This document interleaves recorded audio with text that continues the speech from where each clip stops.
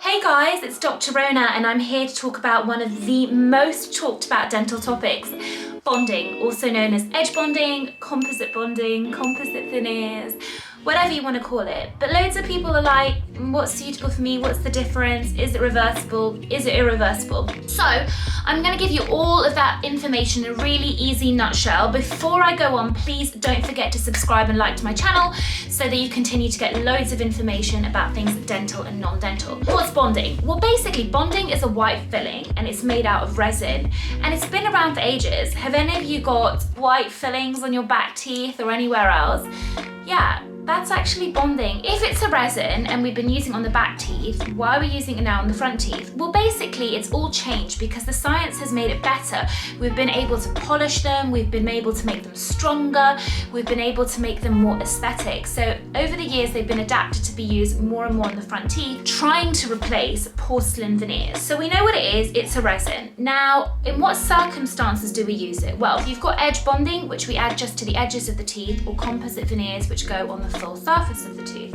If it's edge bonding, it's almost like a little extension on the edges of the teeth. Now, if your teeth are crooked, why do you want to add an extension to a crooked tooth? You really want to be thinking about getting your teeth straightened first. If they're already straight, great.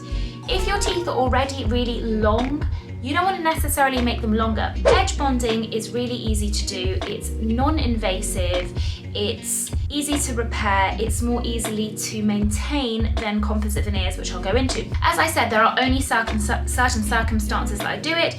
I love doing it after my orthodontic cases. You can only whiten teeth, guys, and not bonding, by the way. So for edge bonding, you've got to make sure that you're happy with the color of your teeth because we match the bonding to the tooth because you can't whiten the bonding afterwards. Composite veneers, on the other hand, are where we place a composite filling, i.e. the resin, on the whole surface of the tooth. It's from the gum line down to what we call the incisal edge, and it's built up.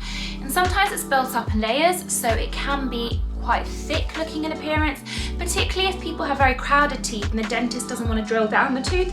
What you'll find is they can have that kind of very thick look on the teeth. So we have that for the composite veneers. If your teeth are very discolored, they need to be made thick as well to mask the discoloration. Or in some cases with severe discoloration or severe crowding, the dentist will drill down the tooth. So I want you to kind of scrap this notion that composite veneers are completely non-reversible or non-invasive. It totally depends on the case. Also, I always say that composite veneers are quite difficult to remove because it's difficult to tell from the tooth from the resin. And also on top of that, if you guys have ever had your nails done, shellac or acrylic, not boys, then you'll find that actually when you go into the salon, they use a machine to remove the acrylic or the shellac. And the same as really with the composite veneers. If you go to a dentist and decide you want it removed, your teeth will be drilled. So you need to be prepared for that and understand that it is non-reversible in a way. But it can make the teeth look like they have more volume, have more length, mask chips, discoloration, etc. However, resin is a material, whether edge bonding or composite veneers, is a material that picks up stain. It is prone to chipping and staining.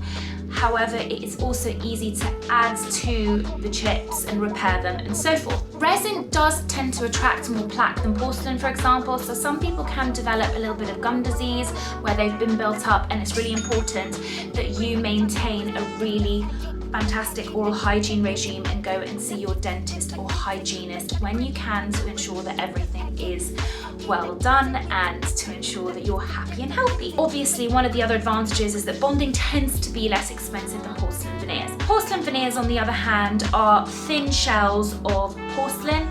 What you're seeing on social media is crown preps that people are calling veneers, and they're not veneers. Veneers involves cutting the front surface of the tooth. It can be made as thin as 0.3 to 0.5 millimeters, and now with the technology available to us and the advancements in science, you don't need to do massive destruction. They last really well, they've got high shine. They tend to actually last longer than composite veneers as well because of the nature of the material. However, they are more expensive than the composite bonding.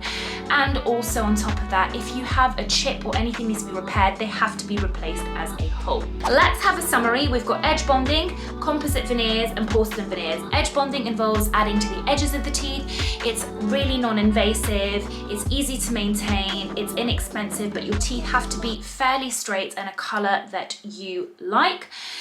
Then we've got composite veneers, which are thicker, cover the whole surface of the tooth. They're slightly more invasive, although they don't require initial drilling of the teeth like porcelain in some cases, but in some cases they may. They are suitable to mask discoloration, create more volume, or to kind of act like a blueprint before you have porcelain veneers. Then we've got porcelain veneers that will always require some drilling of the tooth. It's non-reversible, it's more expensive, but it's less prone to chipping, staining, and it is easier to maintain if you go to the dentist and do your oral hygiene regime really well. So that's the whistle-stop tour of it, and I hope that makes sense in your mind. Obviously, you can speak to a dentist about your concerns, but it's important that you guys understand that bonding is great. It's not suitable in every single case.